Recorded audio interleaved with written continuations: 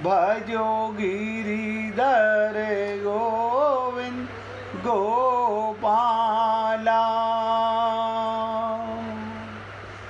भजो मुरली मनोहर नंद लाला। भजो मुरली मनोहर नंद लाला। भजो गिरिधर गोविंद गोपाला। भजो गिरिधर गोविंद गोपाला। भजो मुरली मनोहर नंद लाला। भजो मुरली मनोहर नंद लाला। भजो गिरिधर गोविंद गोपाला। भजो गिरिधर गोविंद गोपाला।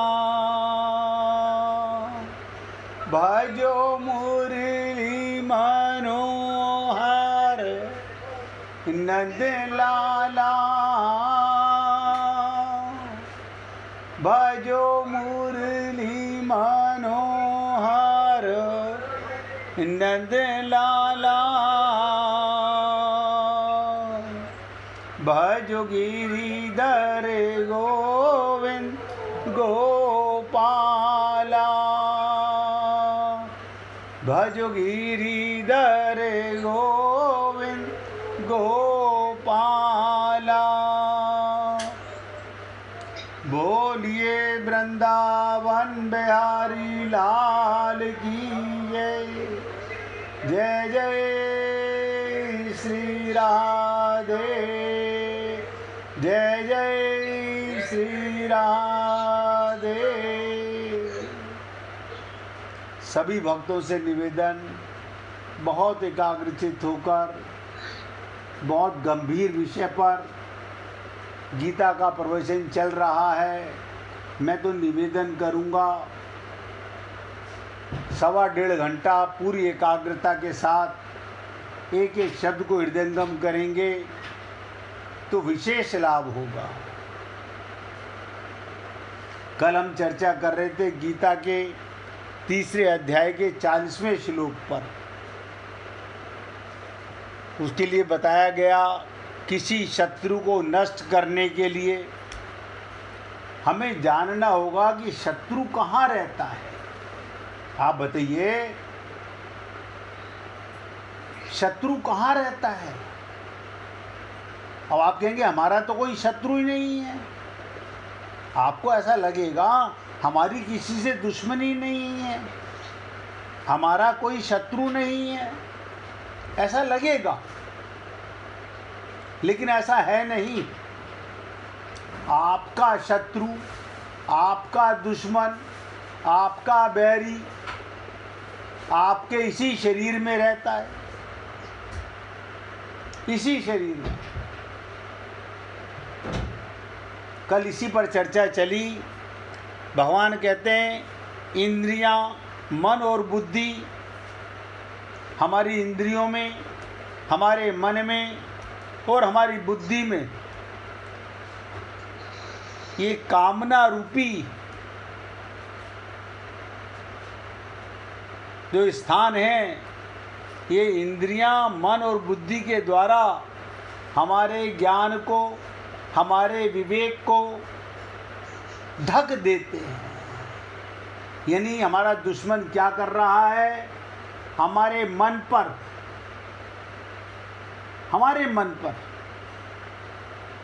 अंधकार, हमारी बुद्धि पर अंधकार, हमारे नेत्रों पर अंधकार। आपको ऐसा लगेगा ऐसा हो नहीं सकता, ऐसा ही है, बिल्कुल ऐसा ही है। एक एक शब्द को हृदयंगम करेंगे तो समझ में आएगा। त्रिपुता जी अपने मोबाइल की आवाज़ बंद कर लेना। हमारे ज्ञान को आप बताइए, आप तो आत्मा हो, आत्मा का ज्ञान क्या? आत्मा का ज्ञान क्या? परमात्मा। आत्मा का सुख परमात्मा में है और आप आत्मा हो। लेकिन हमें समझ क्यों नहीं आ रहा? हमें समझ क्यों नहीं आ रहा? क्योंकि हमारे दुश्मनों ने हमारी इंद्रियों पर, मन पर, बुद्धि पर ढक्कन लगा दिया है, ग्रहण लग गया है।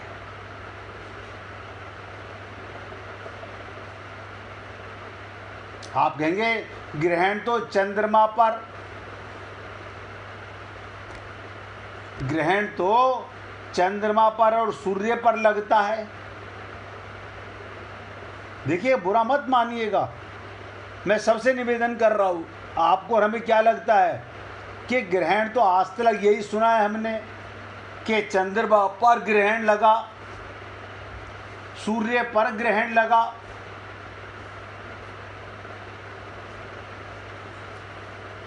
कोई भक्त आप में से बता सकता है कि चंद्रमा पर ग्रहण से तुम्हारा क्या मतलब है? कोई भी भक्त। ये मत सोचिएगा मैं गलत बताऊंगा तो ऐसा लगेगा। जो आपने जाना वो बता दीजिए। आज तक आप लोगों ने चंद्र ग्रहण के बारे में बहुत सुना, सूर्य ग्रहण के बारे में बहुत सुना। बताइए। हमको तो ये पता है कि चंद्र ग्रहण की अपूर्णीय घटना है और ये इस हिसाब से खत्म करती है।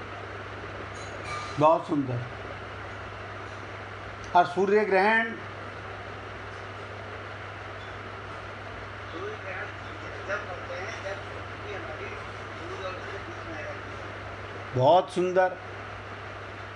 भाई जी आप बताइए।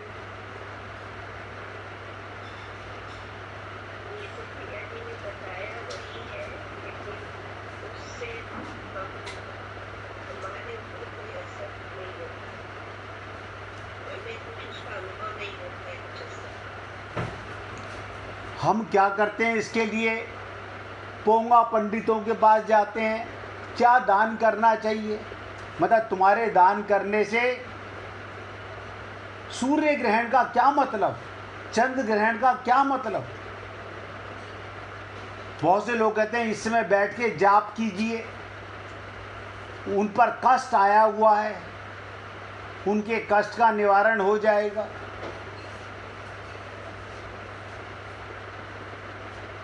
अब बहुत ध्यान से सुनिएगा और सभी पुण्य आत्माओं से निवेदन करूंगा, एकाग्रता से सुने। नहीं समझ में आए एक बार नहीं 50 बार पूछें। ये मत सोचना कि आज तक जो जाना है, आज तक जो समझा है। मैं तो कई बार देखता हूँ हम दान कर रहे हैं,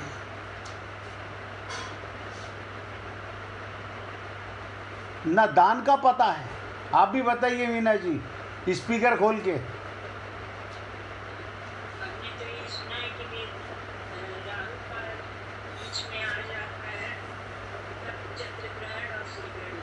बहुत सुंदर।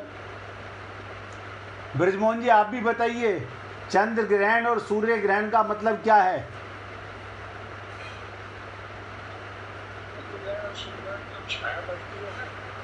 हाँ जी।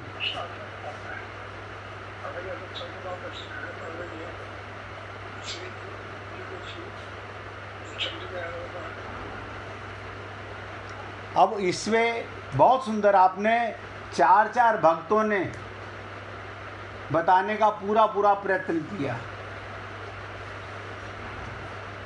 मिश्रा जी ने बताया खगोलीय, बाई जी ने भी कहा हमने भी यही जाना है।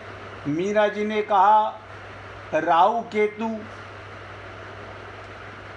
अभी ब्रिजमोहन जी ने कहा छाया आ जाती है। अब आप सोचिएगा, आपको अपने ऊपर लगे हुए ग्रहण का पता है? अपने ऊपर, हमारे ऊपर भी ग्रहण लगा हुआ है। ये बात कहाँ से निकल के आई? अभी जो सुन रहे थे कि हमारी इंद्रियों पर, हमारे मन, हमारी बुद्धि पर, ज्ञान पर ढक्कन लग गया। मन का देवता कौन, बताइए? किसी भक्त को पता है मन का देवता किसे कहते हैं? चंद्रमा। अब ध्यान से सुनिएगा, मन का देवता चंद्रमा। पुराणों में ये आया कि जब सृष्टि की रचना हुई, तो विष्णु के मन से, भगवान श्री कृष्ण कहो, विष्णु कहो, उनके मन से चंद्रमा की उत्पत्ति हुई।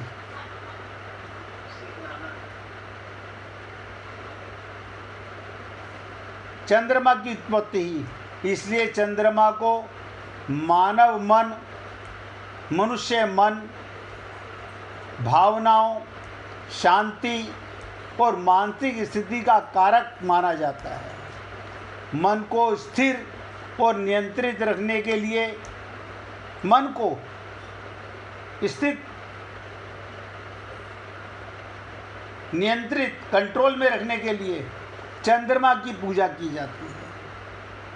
यदि आप मन की इच्छाओं को, मन की तरंगों को, मन की कामनाओं को पूरी करने वाली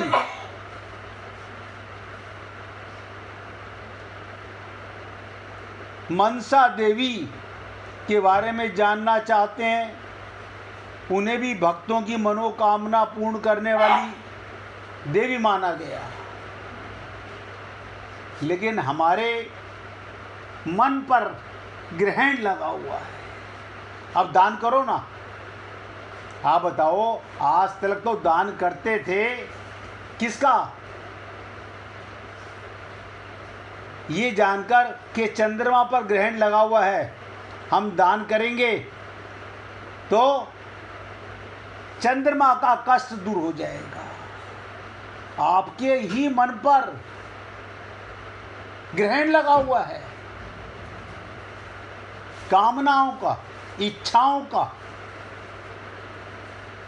आपका मन भगवान के मन से जुड़ा हुआ ही नहीं है। शरणागति कहाँ है? ना गुरु के मन से जुड़ा, ना भगवान के मन से जुड़ा। हमारा किससे जुड़ा हुआ है? मेरे पति के साथ, मेरा पत्नी के साथ, मेरा परिवार के साथ, मेरा व्यापार के साथ। और पाना क्या चाहते हैं? भगवत प्राप्ति करना चाहते हैं। हम सब लोग भगवत प्राप्ति करना चाहते हैं। मन के ऊपर जो ग्रहण लग गया, जो कालिस आ गई, जब जो अंधकार आ गया मन के ऊपर, उसको कोई मिटाना ही नहीं चाहता। और उसी पापी मन से खूब पूजा हो रही है, खूब पाठ हो रहा है, खूब मंदिरों में जा रहे हैं, और उसी पापी मन से सत्संग सुन रहे हैं। क्योंकि शरणागति तो हम करते नहीं। भगवान का, मैंने आपको कहा, भगवान विष्णु से, उनके मन से प्राकट्य हुआ है चंद्रमा का, और आपके मन का देवता है। और हमारे मन पे ढक्कन पड़ा हुआ है, ममता, मोह, आसक्ति का, ज्ञान का, अज्ञान का,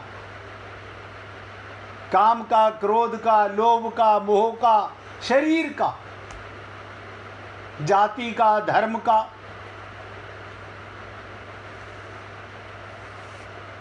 आप भी कहेंगे रोज नई नई बातें सुनने को मिलती हैं।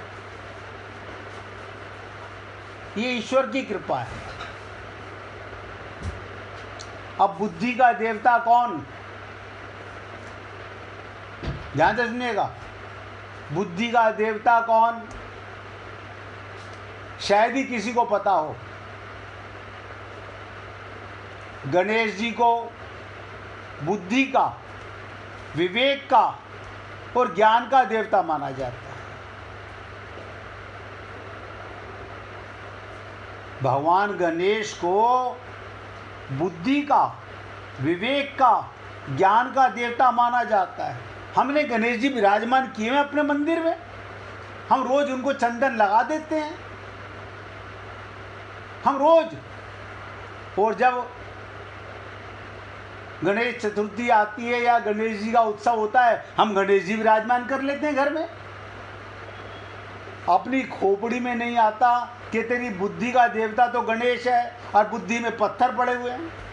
हम सब की, मैं अपने सहित बोलता हूं, हम सबकी बुद्धि में पत्थर, विवेक में पत्थर, आत्मज्ञान तो है ही नहीं।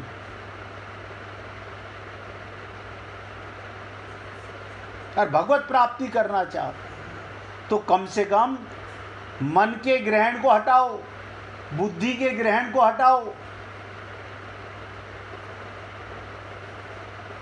इसीलिए गणेश जी को सबसे पहले याद किया जाता है, क्योंकि वो सारी विघ्न बाधाओं को दूर करने वाला है, विघ्न हरता। अब हम तो अपनी बुद्धि, कौन सी बुद्धि, शरीर की बुद्धि, और बुद्धि में क्या बैठा हुआ है, हमारा परिवार बैठा है, हमारे बच्चे बैठे हुए हैं। देखो कमाल की चीज, तो काहे का विघ्न हरे भगवान। बुद्धि से ये जो कालिस आ गई है, ये जो ग्रहण लग गया है, उसका हरण करे।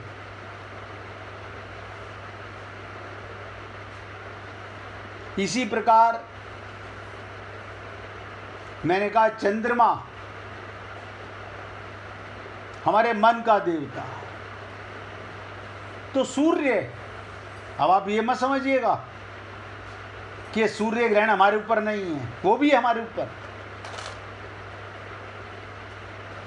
भगवान सूर्य को आपकी दाईं आंख का,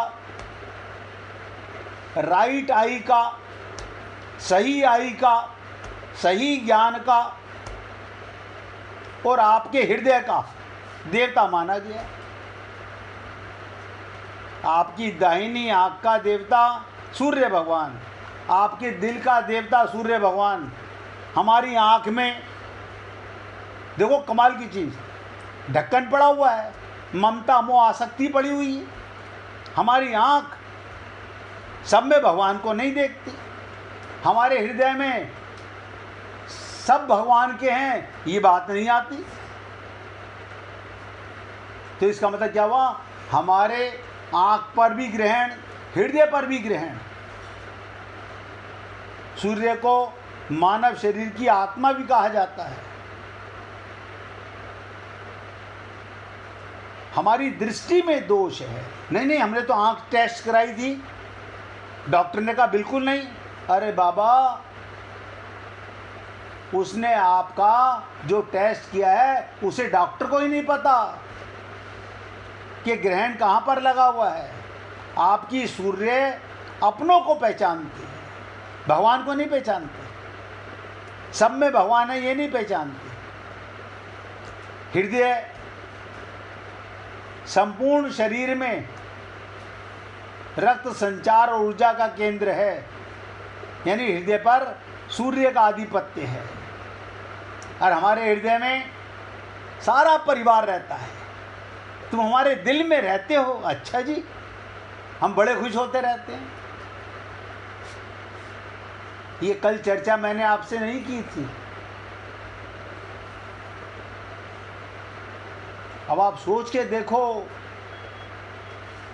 जो आकाश में खगोलीय सूर्य है, चंद्रमा है, उससे आपका क्या मतलब। आपके मन पे सूर्य ग्रहण, चंद्र ग्रहण है, आपके हृदय में, आपकी आंख में सूर्य ग्रहण है।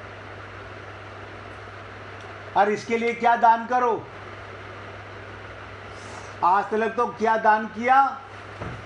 हमने यही सीखा था, माँ बाप ने, दादा दादी ने यही सिखाया था, बेटा जाओ जल्दी से, नीचे मांगने वाले डकौत आए हैं, उनको दान दे आओ भाग भाग करके।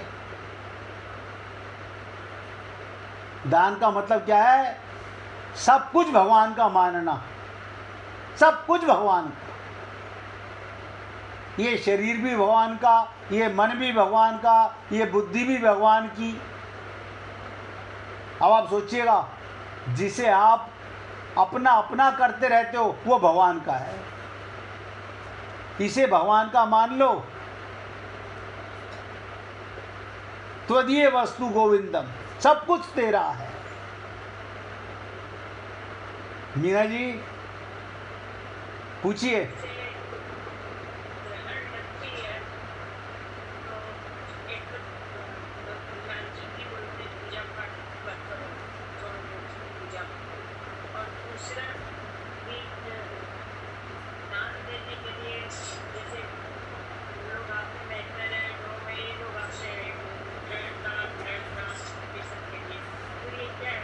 वो कुप्रथा। आप मुझे बताइए, आप लाल जी की सेवा छोड़ देते हो, एक काम क्या करो, अपने हृदय से परमात्मा को निकाल के बाहर बैठा दिया करो। आप अपने हृदय में से आत्मा परमात्मा के साथ रहती है, उसकी पूजा कैसे छोड़ दोगे? आप सांस ले सकते हो बिना परमात्मा के? हम अशुद्ध होते हैं। आप सोच के देखो, हमें पता ही नहीं है। ये सारी कुप्रथाएं, अज्ञान का भंडार संसार में फैला हुआ है, हम उसे मानते हैं। और ये कह रहे हैं, अभी आपने कहा ये मेहतर आया, ये छोटी जाति के लोग आए, यानी मांगने वाले। हम सारे मांगते नहीं हैं, उनमें भी परमात्मा है। आप छोटी से छोटी सी चीज़ को दे रहे हो, आपने किसी जमादार को कोई चीज़ दी, उसमें तो परमात्मा बैठा हुआ है।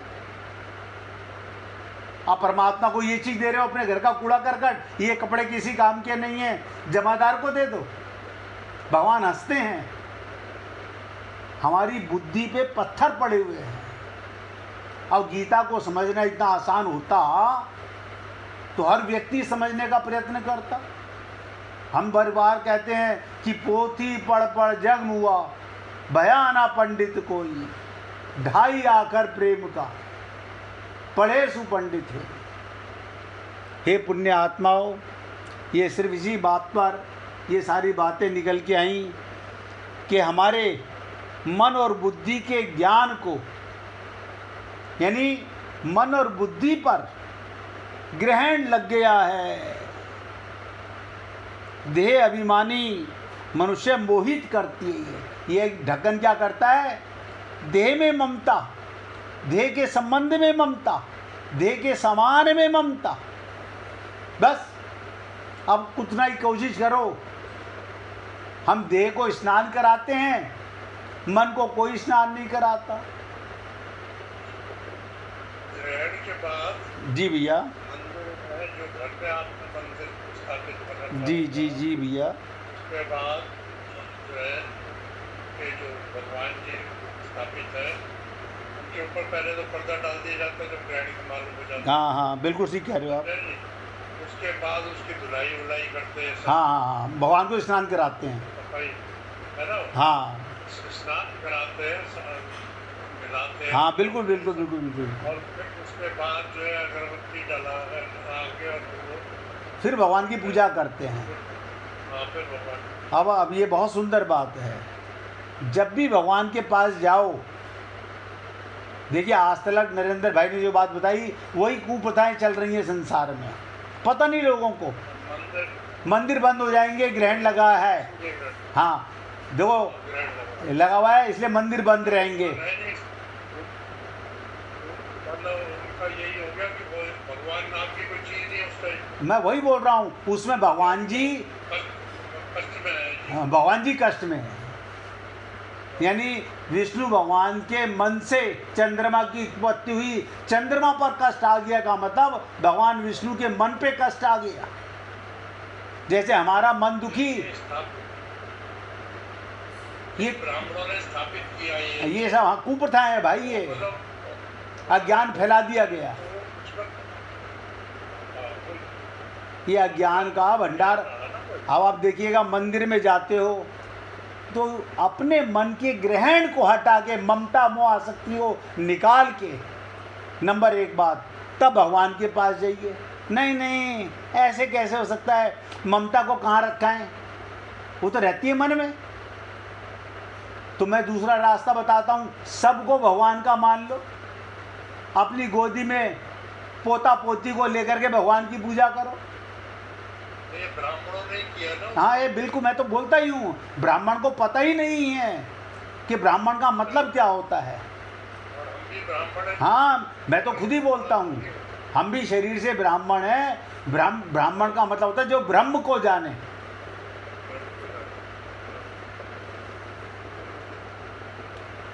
तो देखिए, तो और ज्यादा फैलाया जा रहा है। वो तो आप समझे नहीं, अब तो पता नहीं क्या क्या है राजनीति। हाँ। आप देखिए, अब तो गंदगी फैलाई जा रही है। मैं बोल तो रहा हूँ मेरे भाई, ये सही मायने में फैला क्या रहा है, कलयुग का प्रभाव आ रहा है धीरे धीरे। ये कलयुग का प्रभाव बढ़ता जा रहा है। अभी तो प्रथम चरण चल रहा है, इसी का ये हाल है। आगे आगे देखिए होगा क्या। बुद्धि का इस्तेमाल करना बंद कैसे कर देते हैं लोग, तो अच्छे पढ़े लिखे लोग। हाँ, सब ऐसा ही है मेरे भाई। विवेक पे ढक्कन, अभी बताया ना, हमारी विवेक पे ढक्कन पड़ गया है। अब देखिए, कल ये चर्चा आपके साथ ने की इस श्लोक के ऊपर, आज भगवान ने विवेक में हमारे सागर में जल डाला, हमने कहा भाई आज इसका आनंद लो। अब हे पुण्य आत्माओं, देखो आप कौन सी कुप्रथाओं को मानो ना मानो, मैं तो मानता नहीं। मैं तो ये मानता हूँ, मैं भला मेरा प्रभु भला, जब वो मेरे अंदर विराजमान है सब कुछ भला है, कोई पाप का काम ही नहीं है। मैं भी नहीं मानता। बस अब ध्यान दीजिएगा, ये कामनाएं कहाँ रहती हैं, 5 स्थानों में दिखती हैं, जो कल हमने चर्चा की। आपकी इंद्रियों में, आपके मन में, आपकी बुद्धि में और माने हुए अहम में, अज्ञान में। इन 5 स्थानों में दिखने पर भी काम, वास्तव में कामनाएं अहम में रहती हैं। सबसे बड़ी ग्रंथि अज्ञान की हमारे अंदर पड़ गई। उपयुक्त 5 स्थानों में दिखाई देने के कारण इन कामनाओं के वास स्थान कहे जाते हैं। भगवान ने यही कहा, इंद्रियाणी मनोबुद्धि रस्य अधिष्ठान मनुच्यते, यानी इनको ढक देते हैं। हमारे मन पर, हमारी बुद्धि पर, हमारी इंद्रियों पर पर्दा पड़ गया है। अभी नरेंद्र भाई ने बहुत बढ़िया बात कही, ग्रहण लगा, मंदिर का पर्दा डाल देते हैं। अपनी खोपड़ी पे पर्दा डाल लो ना, उसमें नहीं डालेंगे। जहां अंदर बैठा हुआ परमात्मा है वहां पर्दा कोई नहीं डालता। समस्त क्रियाएं शरीर, इंद्रियां, मन और बुद्धि से होती हैं। आप जो भी कर्म करोगे, किससे करोगे? आत्मा कोई कर्म करती नहीं, ना पाप करती ना पुण्य करती। आत्मा किसी से ममता नहीं करती, आत्मा किसी से मोह नहीं करती। आत्मा आपके मन, बुद्धि, इंद्रियों के कुसंग में नहीं फंसती। क्यों नहीं फंसती? आत्मा पे कोई ग्रहण क्यों नहीं लगता? क्योंकि वो भगवान की गोदी में रहती है, वो सदा आनंद में रहती है। और ये बाहर लिपा पोती है, खूब ढक्कन लगे हुए हैं बुद्धि पर, और हम वही करेंगे जो पंडित जी कह रहे हैं।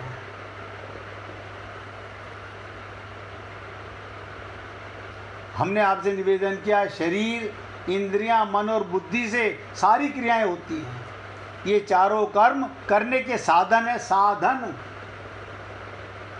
यदि इनमें कामनाएं रहती हैं तो पारमार्थिक कर्म हो ही नहीं सकते। हमारे मन में तो रहती है कामनाएं, और हम इंद्रियों से पूजा करते हैं, इंद्रियों में भी ममता रहती है, देखो हमारी बुद्धि में भी रहती है, और हम इन्हीं से पूजा करते हैं। इसलिए कर्म योगी निष्काम, निर्मम और अनासक्त होकर, ये 3 चीजें नोट कर लो, इन्हीं से करना है। अलग से शरीर कहाँ से लाओगे, अलग से मन कहाँ से लाओगे, अलग से इंद्रियां कहाँ से लाओगे? तो क्या करना है, प्रत्येक कर्म, ये नहीं खाली पूजा करने जा रहे हैं तो निष्काम हो गए और घर में आते ही पूजा छोड़ के ही सकाम हो गए। ना ना ना ना, आखिरी सांस तक निष्काम कर्म करना है, निर्मम कर्म करना है और अनासक्त होके कर्म करना है। तो आपकी शरीर, आपकी इंद्रियां और आपका मन और आपकी बुद्धि के द्वारा अंतःकरण की शुद्धि अपने आप होने लगेगी, कर्म योग होने लगेगा, भगवत प्राप्ति का आनंद लेने लगोगे, अपने आप आने लगेगा आनंद। क्योंकि हम आनंद की गोदी में तो रहते ही हैं। सबसे बड़ी विचित्र देखिएगा, कहाँ रहते हो? आनंद मध्य सिंधु तब बासा। आत्मा कहाँ रहती है? परमात्मा की गोदी में। आत्मा नहीं रोती। मैं कई बार सोचता हूं, आत्मा के भी तो आंसू आने चाहिए। आत्मा जब रहती है परमात्मा की गोदी में, वो क्यों रोएगी? ये तो मूर्ख लोग संसार के लिए रोते हैं, अज्ञान के लिए रोते हैं। दान का महत्व भी समझ लीजिएगा। एक बार की बात, श्री कृष्ण और अर्जुन कहीं जा रहे थे। रास्ते में अर्जुन ने भगवान श्री कृष्ण से पूछा कि प्रभु एक जिज्ञासा है। ध्यान दो, भगवान श्री कृष्ण से अर्जुन ने पूछा।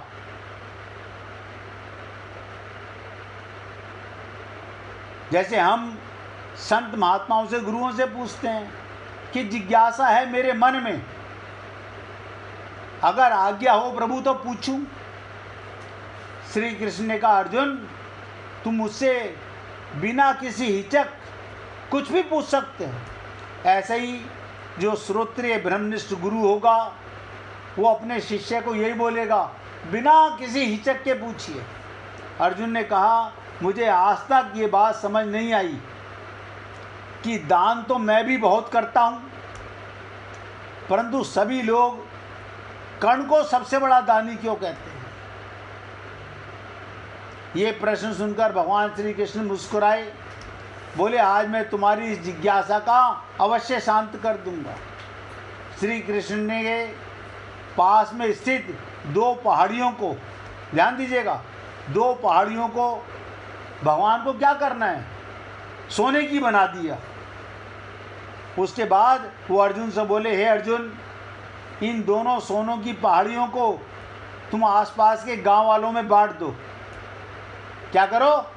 आसपास के गांव वालों में बांट दो।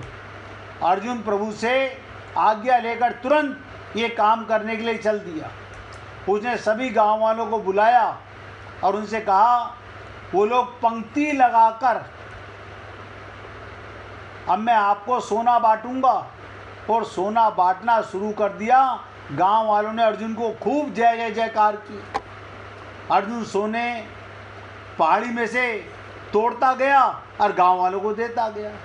अब ध्यान दीजिएगा, लगातार 2 दिन 2 रातों तक अर्जुन सोना बांटता रहा। उसमें अब तक अहंकार आ चुका था। ध्यान दीजिएगा, अहंकार आ चुका था। गांव के लोग वापस आकर दोबारा आने लगे, लाइन लगाने लगे।